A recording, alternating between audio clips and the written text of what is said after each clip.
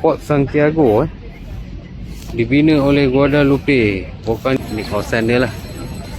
Raja Matanda ni Islam Vanuatu di San Francisco Xavier ni sebahagian daripada kompleks Intramuros antara landmark yang terkenal lah dekat Filipina. Kita boleh tengok dia punya binaan dia, tinggalan penjajah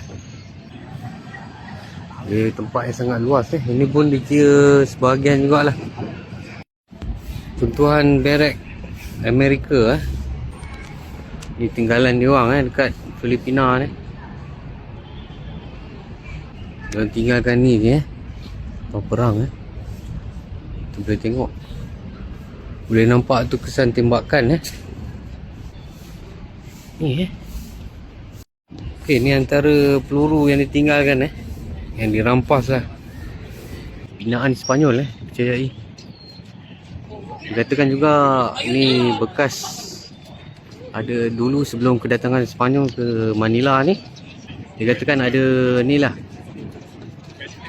istana kayu Raja Matadan Raja Matadan ni Islam penting dia lah kayu ni Dalam buku dari mula dia mengaku dia seorang Melayu, Jose Rizal, pejuang kemerdekaan Filipina. Raja Sulaiman Theater ataupun pawagam Raja Sulaiman. Kita boleh tengok.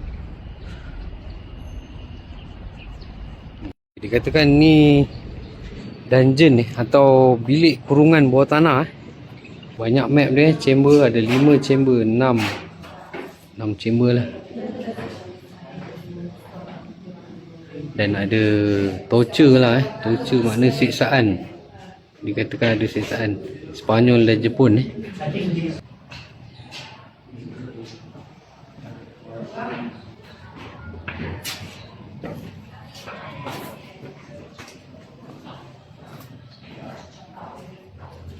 Okay, ni ruin dia 1945, besar ni selepas diletupkan lah kemusnahan ni gambar betul Okey, masa saya dalam ni boleh rasa panas maknanya kita dalam jugalah. Ni kita boleh keluar sini. Saya masuk seorang sebab wah lah maknanya tadi kita bawah ni lah, panjang bawah kota ni semua ada dekat sungai, tepi sungai Parik saya baca, ataupun sungai berdekatan Manila ni lah. Kawasan strategik ni cara pintu ke dungeon jugalah. Ni bukan dah ditutup juga. Okey, ni pun dipercayai bilik kurungan, bilik siksaan juga banyak bawah ni, sepanjang ni 1, 2, 3. Dahsyat dia orang maknanya Sepanyol lagi kejam sangat kejam. Kita keluar daripada situ tadi lah. Saya nampak tu. Kita berdekatan muara sungai dekat Manila ni lah, dekat sepanjang kota ni boleh tengok dah mula hujan dah. Boleh tengok orang semua lari dah.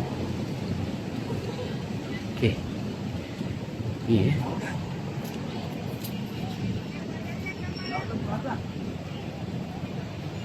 jalan dalam hujan ni lah.